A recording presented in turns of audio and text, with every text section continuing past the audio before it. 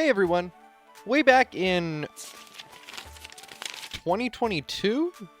Wow, that long ago, huh? I watched a challenge by another Pokemon Challenge YouTuber named Madrybread, where he did a run of Emerald with only Poison-type moves. This gave me the idea to do a similar run with only Fire-type moves. It should be interesting, seeing as this version of Hoenn has two evil teams whose main types resist fire, as well as a Water-type gym leader and champion. As always, normal hardcore rules apply, which can be found in the description.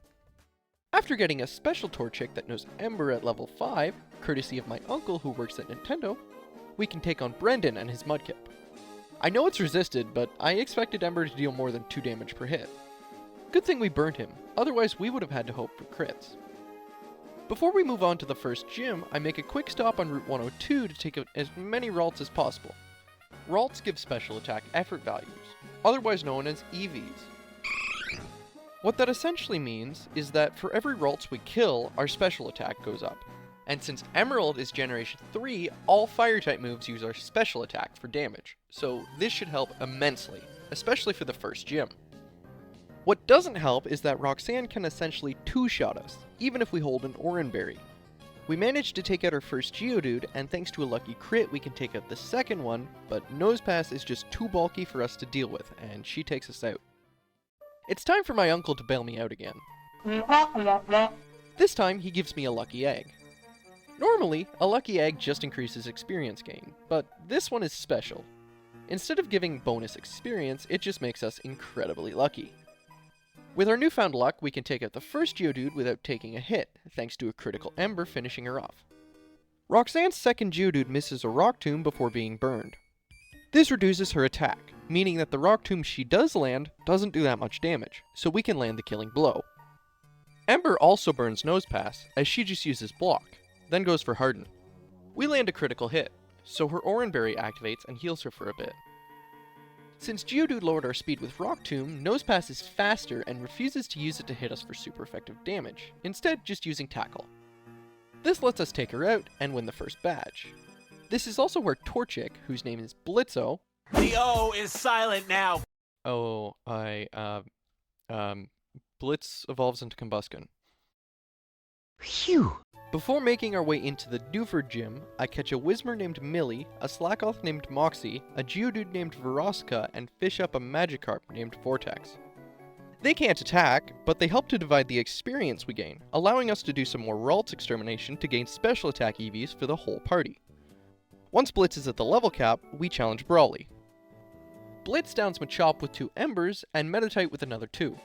Makuhita is bulky enough to take barely anything from Ember and set up a few bulk ups. Luckily, we managed to burn him, allowing us to switch between Moxie, Millie, and Veronica while he takes burn damage. They will die, but the burn damage will kill Makuhita before he manages to take out Blitz. After getting to Slateport, our next major obstacle is Rendon and his Marshtomp. Mudshot 2-shots Blitz, and Ember barely does anything, so we get taken out.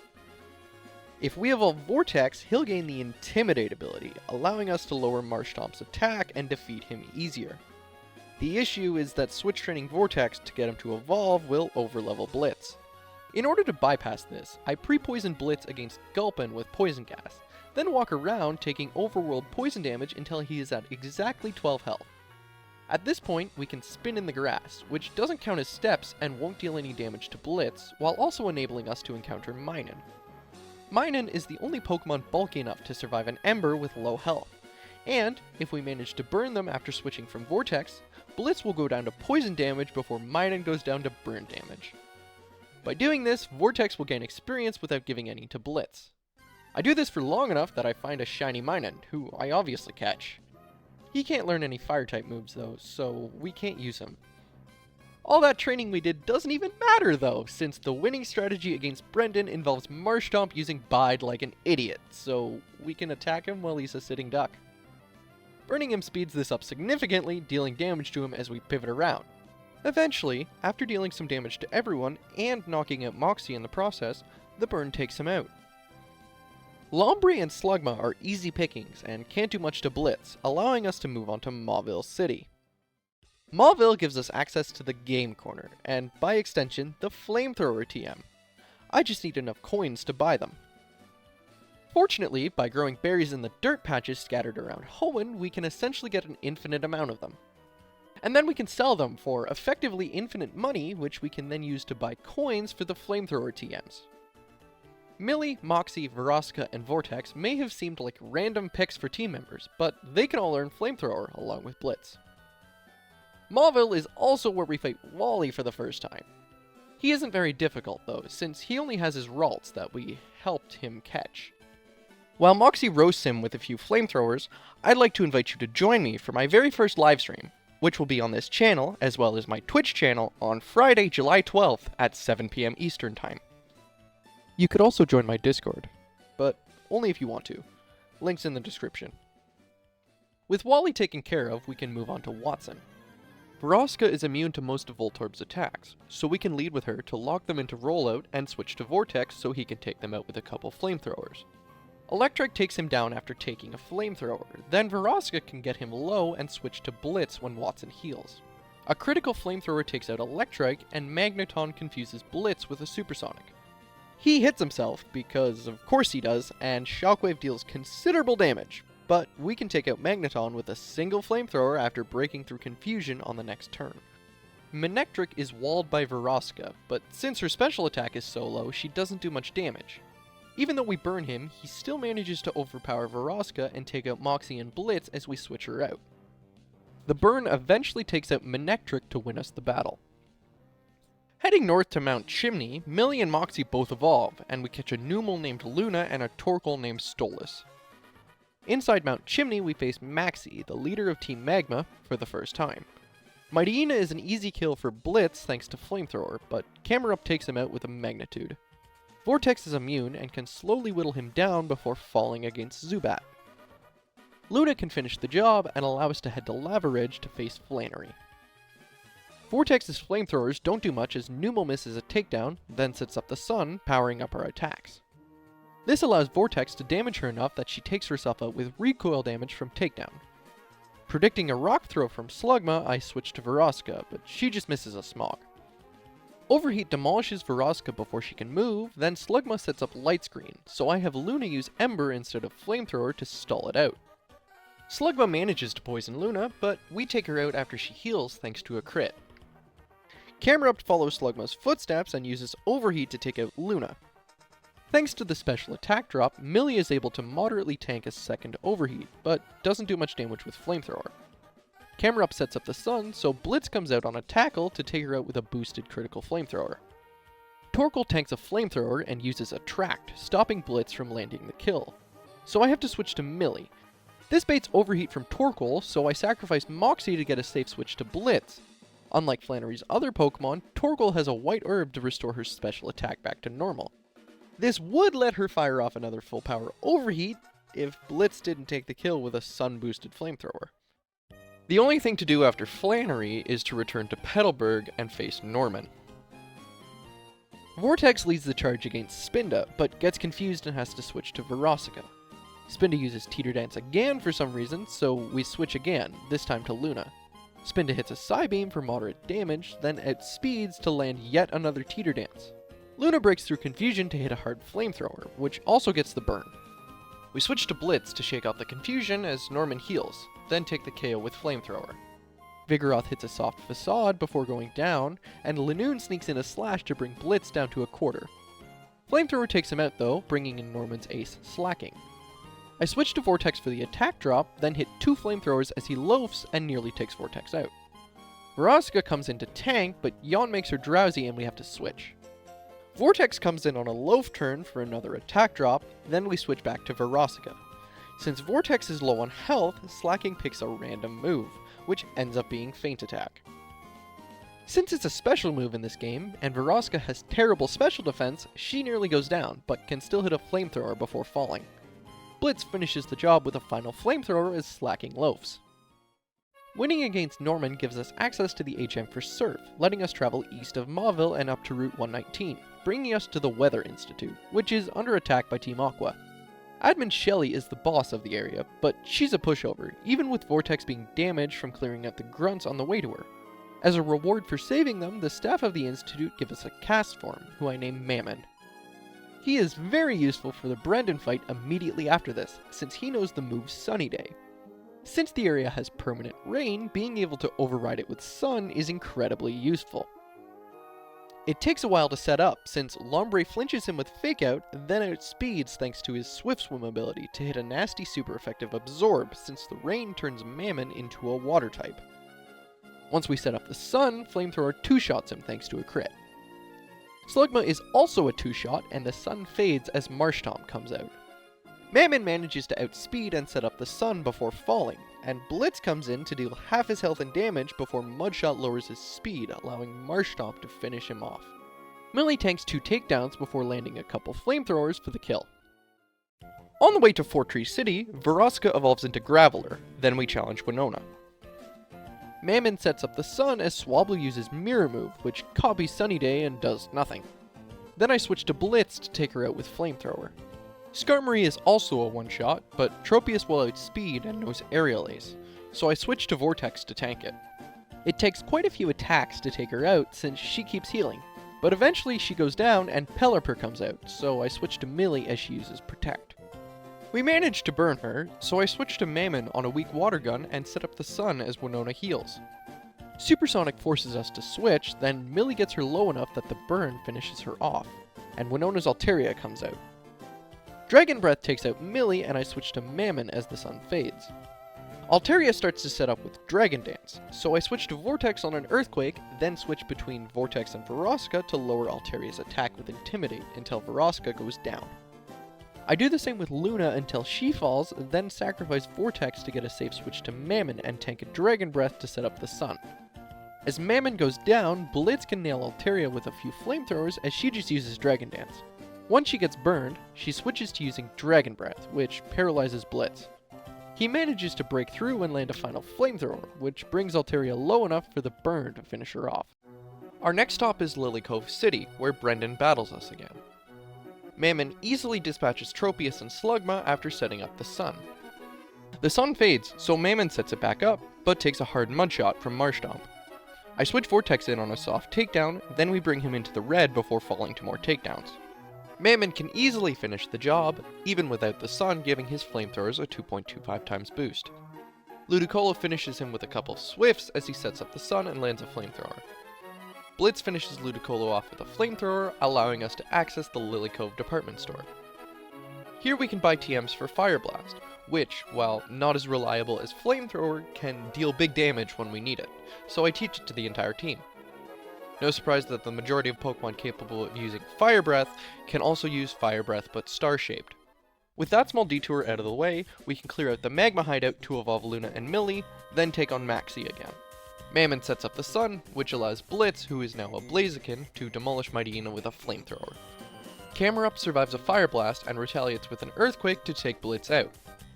Luna comes in for the mirror match and tries her best with Fire Blast spam, but Maxie spams Super Potions like a loser, then takes her out with an Earthquake. Vortex avenges her, then narrowly takes out Crobat before tagging out to Veroska, who takes the kill with Flamethrower. Moving on to Moss Deep City, we face off against Tate and Liza and their Psychic types in a double battle. Mammon sets up the Sun, which proves to be a mistake since it lets Claydol fire off a massive super effective Earthquake as Millie does some damage with Flamethrower. Mammon follows up with a Flamethrower of his own to down Claydol before another Earthquake comes out, so Millie does big damage to Xatu and burns him as he takes out Mammon. Xatu's Synchronize ability burns Millie as I send in Blitz to replace Mammon. As Xatu gets healed by a Hyper Potion, Blitz brings him back into the yellow with a Blaze Kick. Millie does a chunk of damage to Lunatone with Fire Blast before it sets up Light Screen to have the damage of all of our attacks. Xatu gets healed again, but this time Blitz misses his Blaze Kick and Millie's Fire Blast does next to nothing as Lunatone sets up a Calm Mind, then heals with a Citrus Berry. Thankfully, Lunatone and Xatu double up on Millie to take her out and deal significant damage to Vortex, leaving Blitz to deal a chunk to Xatu, then take him out on the next turn as Lunatone takes out Vortex. A critical Fire Blast finishes Lunatone as Solrock sets up the Sun, powering up Luna's Fire Blast, which still doesn't do much. Light Screen wears off, letting Blitz and Luna take out Solrock and win us the battle. Once we clear out the Moss Deep Space Center, we face Maxie again, with the help of Steven. He does most of the work though, clearing out most of the opposing Pokemon on his own. Then he gives us the HM for Dive, so we head to the seafloor cavern to fight Archie. Mammon takes out Mightyena quite easily, but hits himself in the process, causing him to go down against Crobat. Vortex takes care of him, but goes down against Sharpedo. Blitz nearly wins it for us, but thanks to Sharpedo using Swagger, Blitz hits himself twice and goes down, so Luna has to finish the job. Once we deal with the standard world-ending threat, we can take on Juan in Sutopolis City.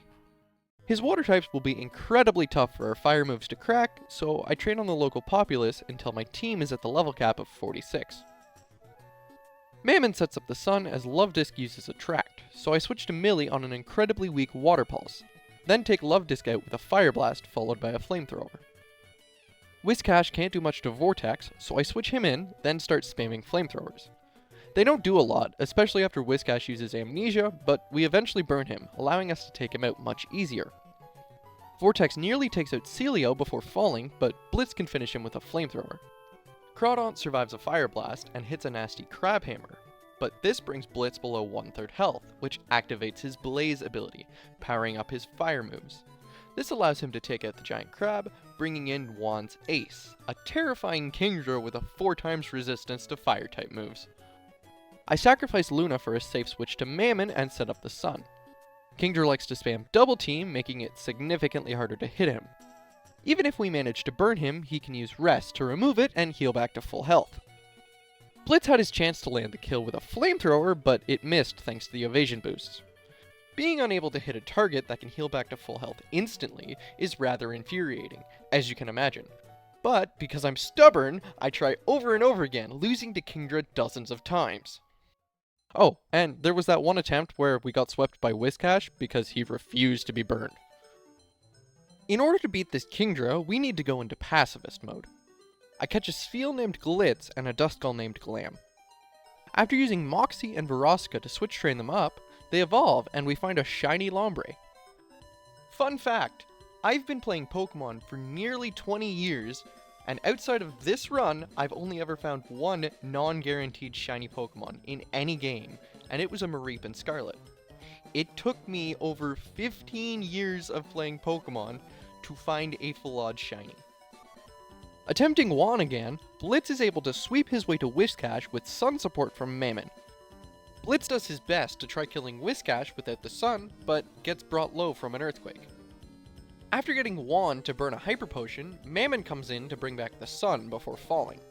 And Blitz, now boosted by both the sun and Blaze, can roast the dopey catfish with a Flamethrower. With Blitz pretty low, I figure he can at least do some damage to Kingdra before he boosts his evasion.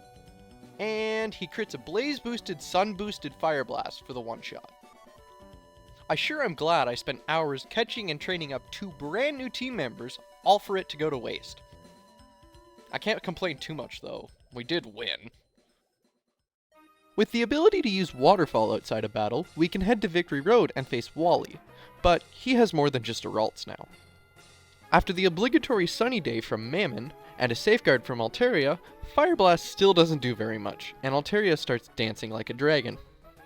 2 Aerial Aces take a chunk out of Mammon, but a couple of Fire Blasts down Altaria before he does too much damage. Delcatty is a one-shot with Fire Blast, and the sun fades as Magneton comes out. Mammon sets it back up before falling to Thunderbolt, but Blitz takes them out, as well as Gardevoir and Roselia with Flamethrowers. Also in Victory Road is Cool Trainer Julie, and her Ninetales with Flash Fire. Flash Fire makes the user immune to fire-type attacks, so we can't deal any damage to her. In response, I catch a Vulpix from Mount Pyre named Beelzebub, and use her own Flash Fire along with Glam to stall Ninetales into using Struggle, allowing us to get through Victory Road. Taking on the Elite Four starts with Sydney, and even at level 48, Blitz can sweep through his entire team. Crawdaunt is able to land a nasty Surf, but this brings Blitz into Blaze range, letting him take Crawdaunt down on the follow-up. Instead of healing before Phoebe, I use the speedrun strat of staying at low health to keep Blitz's ability active. This probably isn't necessary, but lets Blitz sweep through Phoebe's team a little bit easier.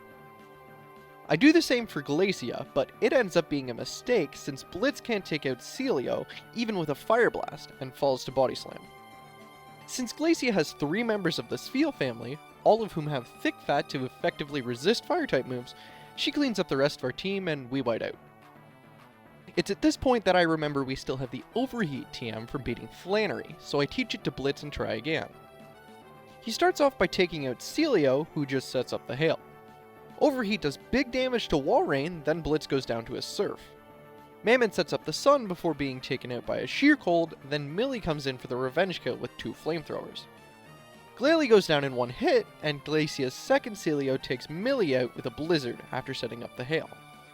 Stolas uses Fire Spin, which ends up doing a lot of chips since Glacia heals with a full restore.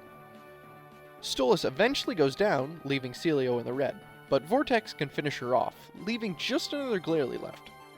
A Fire Blast followed by a Flamethrower takes her out and wins us the battle, letting us finally move on to Drake. His dragon types all resist our attacks, but there isn't anything we can do about it other than try and hope for the best. Blitz takes out Shelgon with 2 flamethrowers while tanking a double edge. Flygon threatens with Earthquake, so I have Vortex come in to do what damage he can before going down, then send in Mammon to set up the Sun. Flamethrower just barely misses the kill as he gets taken out by Earthquake. Blitz can come back in to finish Flygon, then use Overheat to take Altaria into the yellow as an Aerial Ace does a big chunk of damage. Stolas switches in to reset the special attack drop, then finishes Altaria off. Salamence takes the combined effort of our entire team to drop, and everyone but Blitz goes down. Thankfully, Blitz is still alive and in blaze ranges. No! Not another Kingdra!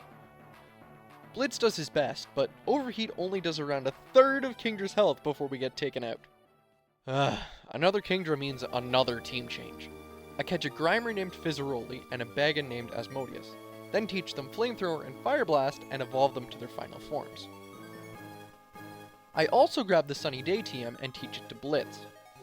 Once everyone is at level 55 to match Drake's Salamence, we can see if this challenge truly is possible or not. Oh, and we also somehow got Pokéres, which is even rarer than a shiny. I swear, I ditched that lucky egg after we got through Roxanne. Blitz sweeps through Sydney and Phoebe again, and Glacia nearly takes him out, but he manages to sweep her as well. By the time we get to Drake, Blitz is at level 58, which is allowed since the level cap ends at the start of Sydney's battle. Hopefully it makes a difference. Shelgon always uses Protect on the first turn, so I take the opportunity to set up the Sun. This lets Blitz one-shot Shelgon, then nearly take out Flygon with a Flamethrower. Flygon claps back with a nasty Earthquake, but by now you know that this means Blitz is in blaze range, and can now one-shot Flygon. He can also one-shot Altaria, but this would bring in Kingdra and time out the Sun, so I switch to Vortex instead.